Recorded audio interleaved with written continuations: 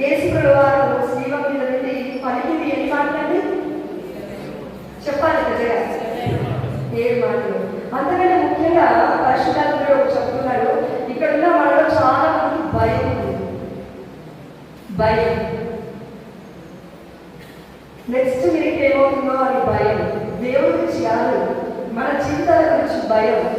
Job అయినా business అయినా మన ఉంటున్న ప్లేస్ అయినా చిన్న పిల్లవాళ్ళ దగ్గర నుంచి పెద్ద వాళ్ళ వరకు కూడా ఇక్కడ అందరికీ భయం ఉందండి. ఆ దేవుడు చెప్తున్నాడు, ఈ భయాన్ని వెడగొట్టాలి అంటే పరిశుద్ధాత్మ దేవుడు మన హృదయంలోకి దిగి వచ్చుగాక. వాక్యము అనగా 7 పలుకులు మాత్రమే కాదు, పరిశుద్ధమైన 7 పలుకుల గురించి దేవుడు మాట్లాడుతున్నట్టే 7 అనగా పరిశుద్ధమైన గ్రంథంలో సంపూర్ణమైనది. అంటే ఏంటంటే అయితే నీ సహోదరుని వెంటనే క్షమించాలి అని అంటున్నప్పుడు దేవుడు చెప్తున్నాడు 70 సార్లు క్షమించాలి. 7 సార్లు కాదు, అంటే పరిపూర్ణంగా సంపూర్ణంగా క్షమించాలి అని అర్థం. ప్రియమైన అందరూ కూడా కేవలం వినేది 7 మాటలే కావచ్చు, కానీ ప్రతి మాటలో పరిశుద్ధమైన గ్రంథంలో ఉన్న వాక్ని మనం ధ్యానించుకుంటాం. కాబట్టి మొట్టమొదటి యేసు వారి పలికిన పలికి ఏంటండి? అమ్మ పెద్ద చెప్పండి. లూకా 23వ అధ్యాయం 34వ వచనము, తండ్రి వీరు చేయలేమో వీరు ఎరుగరు, వీరిని క్షమించుము. యేసు వారు శిలువ మీద చెప్పే మొట్టమొదటి మాట ఈ మాట ఎందుకు మాట్లాడాలి? తండ్రి నేను ప్రేమిస్తున్నానని చెప్పొచ్చు కదా, ఈ మాట ఎందుకు మాట్లాడాలి? ఒక పునీతుడు అగస్త్య గారు అనుకుంటాను, ఒక్కసారి పాప సంకీర్తన ఈజ్ ఈక్వల్ టు 100 సోజనమ్స్. ఒక్కసారి పాప సంకీర్తన హృదయపూర్వకంగా పాప పశ్చాత్తాప మనసును పడి మనం ఎప్పుడైతే గురువు దగ్గర తీసుకున్నామో, దేవుడి ముందు తీసుకున్నామో, అది బంద దెయ్యాలను ఎడగొట్టే శక్తిగా ఉంటుంది. భయంతో ఉన్నామంటే పాపం ఉన్నవాడు భయపడతాడని పరిశుభ్రంగా చెప్తుంది.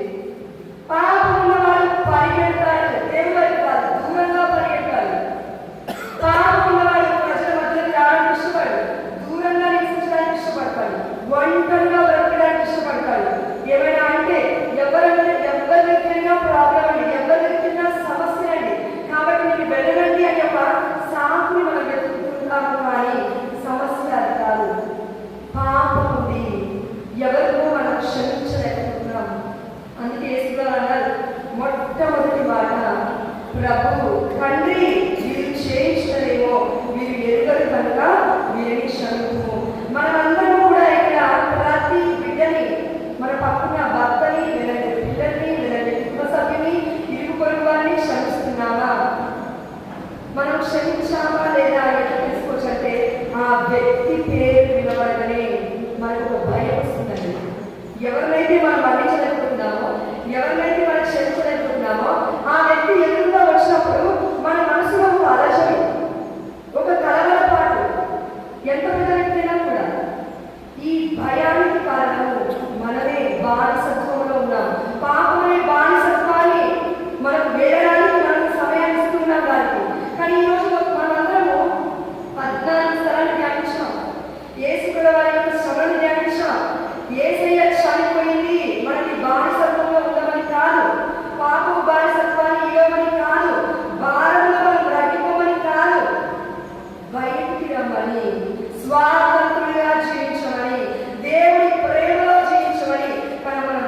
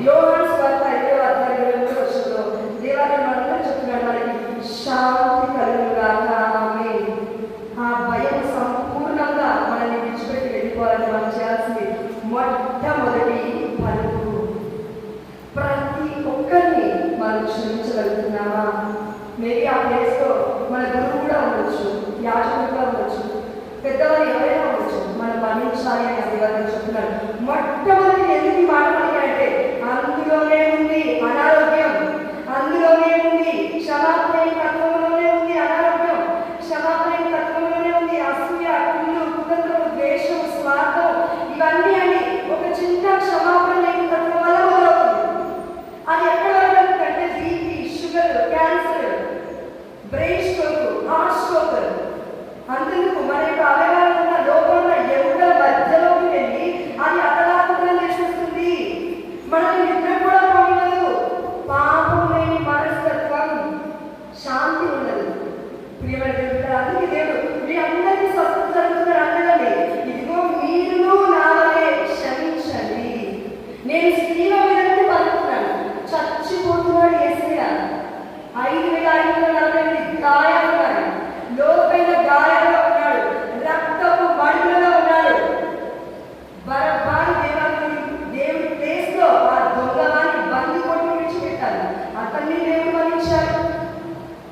మార్గ మధ్యలో శ్రీవారి మధ్యలో ఎంతో మంది భద్రకు వస్తున్నారు, వారిని దేవుడు మరణించాడు. యేసు పక్కనే ఉండి 12 మంది శిష్యులు దేవతను మరణిస్తున్నాడు. పేతురు 3 సార్లు మొక్కాడు, యేసు మరణించారు. అదేవిధంగా తన యొక్క ప్రియమైన శిష్యుడు యోహాను నాకు తెలియదని మన పై చొక్క విడిచిపెట్టి పరిగెత్తున్నాడు గెస్తమనే తోట నుంచి. అయినప్పటికీ దేవుడు మరణించాడు. అప్పటి వరకు స్తుతులు స్తుతులు ఓసానా ఓసానా ఓసానా గీతాలు పాడిన ఆ ప్రజలే ఇదిగో ఈ పాపాలను మీరు, ఇదిగో ఈ యొక్క ఆత్మను మీరు శ్రీవేయండి శ్రీవేయండి శ్రీవేయండి అంటున్నారు. ప్రియమైన దేవుడా, మన దగ్గరికి వచ్చి ఒక్కరు మనల్ని మంచిగా మెచ్చుకొని ఆ నెక్స్ట్ డే 100 మందిలో 99 మంది మన మంచిగా అన్నారు. కానీ ఒక్క వ్యక్తి వచ్చి నువ్వు మంచిదానికి కాదు, నువ్వు మంచివాడికి కాదు అన్నారు. 99 మాటలు విడిచిపెట్టి ఆ ఒక్క మాటని పట్టుకుని మనం బాధపడతాము. కానీ దేవుడు యేసుప్రభువు వారు మనం అనుకున్నది ఆయన దేవుడు కాబట్టి అలా తట్టుకోగలిగాడంటే నో. మనకి అందరూ చెప్తుంది యేసుప్రభువు వారు సంపూర్ణంగా మారు, సంపూర్ణంగా దేవుడు. అంటే మళ్ళా ఎమోషన్స్ ఉన్నాయి, ఫీలింగ్స్ ఉన్నాయి, ఏడుస్తాడు, కింద పడుతున్నాడు. ఇదిగో లాజరు మరణించినప్పుడు ఏం చేయాలి యేసుప్రభువు? ప్రియమైన దేవుడు, అంత భయంకరమైన పరిస్థితిలో యేసుప్రభువు అంటున్నారు, నా బిడ్డని మరణించయ్యా, యూదుని మరణించయ్యా. ఎంతమంది బిడ్డలు పాపాలు చేస్తున్నారు, ఈ ప్రపంచాన్ని మొత్తం మరణించకూడదు అని ఆ దేవతను మనతో మొదలుపెడుతున్నారు. చూడండి, మన కుటుంబాల్లో చనిపోతున్న వ్యక్తి చివరిగా మాట్లాడిన మాటలు ఒకవేళ దస్తావేజులు అయితే, ఒకవేళ ఆస్తి కాగితాలు అయితే, ఒకవేళ మనకి ఆస్తి పంపకాలు అయితే మనం ఎంత సీరియస్గా తీసుకుంటాం ఆ మ్యాటర్. ఒక పంతు కాదు, 100 చెప్పని ఆ 100లో మనకి ఏం ముఖ్యం? ఆస్తి కాగితాలు వచ్చాయా లేదా. కానీ దేవుడు పరిశుద్ధమైన గ్రంథాలను ఇచ్చాడు. పరిశుద్ధమైన గ్రంథంలో నా ప్రతి పలుకు గాయక వాకు it will pierce her heart. హెబ్రీయులకు రాసిన 4వ అధ్యాయం 12వ వచనం చెప్తున్నది, దేవుడి వాక్కు సజీవమైనది, ఇది చైతన్యవంతమైనది, 2 అక్షర ఖడ్గం కంటే పదునైనది, ఇది జీవాత్మ సంయోగ స్థానం వరకు, కీళ్ళు మజ్జ చెవి వరకు ఛేదించుకొని పోగలదు. ఆమె అది ఎందుకు ఎముకలకు ఛేదించుకొని పోతుంది వాక్యం అంటే మనలో ఉన్న పాపమన్నింటినీ బయటకు తీసుకురావడానికి. మనలో ఉన్న ఆ యొక్క ఘోరమైన ఆలోచన, గర్వం, అహంకారం, అసూయ, ఓర్వలేనితనం, ఇవన్నీ మానవుడికి ఉన్నాయి, ఉండాల్సిందే, ఉంటేనే మానవుడు. కానీ దాన్ని బయటికి రావడానికి ఒక ప్రత్యేకమైన శక్తిని ఆ దేవత మనకి ఇచ్చారు. అదే పరిశుద్ధాత్మ. దేవుడు చేస్తాడు. దేవుడు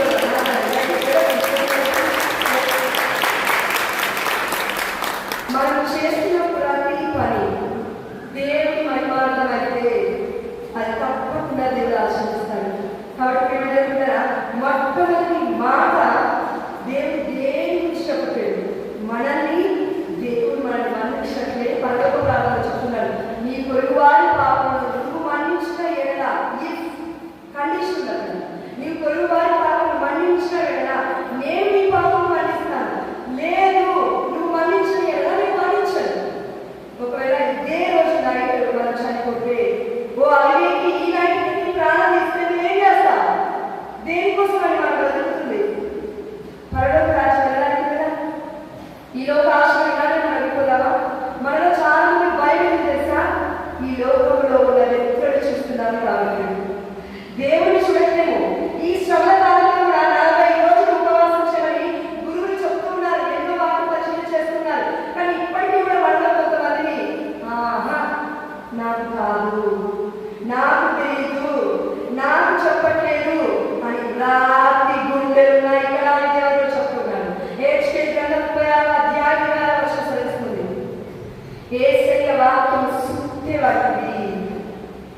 పదునైన వాక్కు ఎంత పెద్ద బండనైనా తప్పక బద్దలు కొడుతుంది. ఆమేన్, హల్లెలూయా. ప్రియమైన దేవుడా, మన ప్రతి హృదయ సమయంలో ఆ దేవాలయ యెషయా గ్రంథం 36 ప్రకారం ప్రతి రాతి గుండె యేసు రక్తంలో ముద్రింపబడి మాంసం ముద్దగా మార్చుగాక. ఆమేన్, హల్లెలూయా. కాబట్టి మొట్టమొదటి పద్ధతి ద్వారా మనమందరం ఒకసారి చేయబడ్డాం. అందరం నిలబడాలి. ప్రభువా, కలుసుకుని చెప్పండి. ప్రభువా, నేను నీ వలె మన్నించుటకు నాకు ప్రేమ అనే ఫలాన్ని దయచేయండి. నన్ను క్షమించండి. నా పొరుగు వారిలో నిన్ను చూసే భాగ్యాన్ని నాకు దయచేయండి. ఆమేన్. పరిశుభ్రతలో చుట్టూ ఉన్నాడు. వీరు చేయలేదేమో అని ఎందుకు పరిగెట్టారు? మనమా చిన్నపిల్లలు కాదు. పాప సైకిల్ తీసే వాళ్ళు అందరూ కూడా ఫస్ట్ తీసుకున్నారే. చిన్నపిల్ల కాదు. మరి దేవుడు వీరు చేయలేదేమో చేయలేమో ఎదుగుతాడు. ఎందుకు అన్నాడు? మనకు తెలుసు. కానీ మీతో బాగా అంటున్నాడు, ఇదిగో నేను ఏం చేయాలనుకుంటున్నాను అది చేయలేకపోతున్నాను, నేనేం చేయగలుగుతున్నాను అది చేస్తున్నాను. అయితే ఒక్కొక్కసారి మనం ఎలాంటి ఆ యొక్క సందర్భంలో ఉంటామంటే అనిపిస్తుందండి, ఎదురుపడ్డ వ్యక్తిని క్షమించాలి క్షమించు అని ఎవరైనా అనిపిస్తుంది. కానీ మన అహం అడ్డం వస్తుంది, మన గర్వం అడ్డం వస్తుంది, మన మానవ స్వభావం అడ్డం వస్తుంది, మన మానవ ఎమోషన్స్ ఫీలింగ్స్ అడ్డం వస్తాయి. ఆ సమయంలో దేవాలయం చెప్తున్నాడు, వీరు చేయలేదేమో అంటే మన ఎదుటివారు మనం చూడాల్సిన తెలుసా? చూస్తే మంచి జరిగితే దేవుడిని చూడాలి. లేదు వారి ద్వారా మనకు చెడు జరిగిందా సాతాన్ని మనం చూడగలగాలి. అప్పుడే మనం ఆ ఎదుగుతున్న వ్యక్తిని మనం క్షమించగలుగుతాం. దేవుడు ప్రేమామయుడు, ప్రేమ స్వరూపుడు. 1 యోహాను 4:7 తెలుస్తుంది. ప్రేమ దేవుడిని పుట్టింది. మనమందరం ఒకవేళ దేవుడిని పుట్టినట్లయితే జ్ఞానశాలలో మనందరం పుట్టాము. కానీ మరి మనం ప్రేమిస్తున్నామా? దేవుడిని ప్రేమిస్తున్నామా? దేవుడిని ప్రేమించకుండా మనుషులను ప్రేమించాలని ప్రయత్నం చేస్తే అలసిపోతాం, వేసారిపోతాం. దేవుడి దగ్గరికి రాకుండా, దేవుడి ప్రేమ లేకుండా వేరే వ్యక్తి దగ్గరికి వెళ్ళి వారిని ప్రేమించాలంటే చాలా కష్టంగా ఉంటుందండి. భర్తని ఒకరోజు ప్రేమిస్తావు, ఒకరోజు క్షమిస్తావు, రెండో రోజు మన్నిస్తావు, రెండో రోజు క్షమిస్తావు, మూడో రోజు మళ్ళీ అదే పాపం అదే తప్పు ఒకవేళ భర్త చేశాడనుకో క్షమించలేదు, డివర్స్ ఇచ్చేస్తానని చెప్తాను. ఆ ఓపిక మౌలికమ్మడానికి ఉన్నంత ఓపిక మనకి రావడానికి ఏం చేయాలి అంటే యేసయ్య ప్రేమ అడగలను. ఈ పాపం అన్నిటి ద్వారా వచ్చేది ఏంటి తెలుసా? దేవుని యొక్క ప్రేమ అనే ఫలం మనం వింటుందండి. 2 విషయాలు. అందుకే దేవాలయం అనుకున్నాడు పరిశుద్ధ గ్రంథంలో 6:7 తెలుస్తుంది. సమాధానము మూలమగు దేవుడు త్వరలో సాయికాను కలను మన పాదముల క్రింద చిత్తకత్రొక్క బడిగా. ఆమేన్, హల్లెలూయా. ప్రియమైన దేవులారా, సాతాను యొక్క కలను చిత్తకత్రొక్కడం అంటే ఏంటో కాదు. ఇదిగో ఎదుటివారి యొక్క పాపం మన్నించినప్పుడు సాతాను వాడు చచ్చిపోతూ ఉంటాడు. ఎదుటివారి యొక్క పాపం మన్నించకుండా మనం ఎప్పుడైతే వారిని దూషిస్తూ ఖండిస్తూ మనం తీర్పు తీస్తూ బ్రతుకుతున్నామో యేసు వారి యొక్క గాయాలలో మనలా నొప్పి కలుగుతుంది. కాబట్టి ఈ మొట్టమొదటి పద్ధతి ద్వారా మనం నేర్చుకోవాల్సింది ఒకటే, ఎంత జీవితాన్ని మనం జీవించినా అమ్మని క్షమిస్తాంగా, నాన్నని క్షమిస్తాంగా, మనని మనం క్షమించుకొని బ్రతుకుతున్నామా లేదా బ్రతకనివ్వండి. ఒకవేళ నేనే ఉన్నాను, నేనే తప్పు చేశాను, నేనే పాపం చేశాను, నన్ను నేను మన్నించుకుంటున్నాను కాబట్టి నేను ఇక్కడ నిలబడగలిగాను, నిన్ను నీవు మన్నించుకుంటున్నావు కాబట్టి నువ్వు ఉండగలిగావు. నీ ప్లేస్లో నీ భర్తను చూడు, నీ ప్లేస్లో నీ బిడ్డని చూడు, నీ ప్లేస్లో నీ కుటుంబ సభ్యులను చూడు, నీ ప్లేస్లో నీ పొరుగువారిని చూడు. అది మనకి పాపం అన్నింటిని ఇవ్వడానికి దేవుడు సహాయం చేస్తాడు.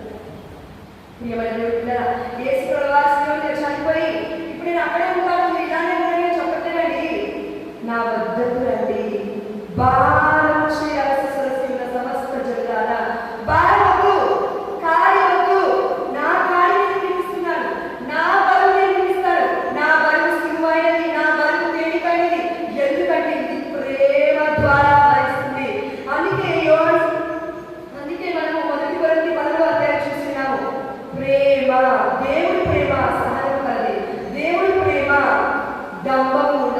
దేవుని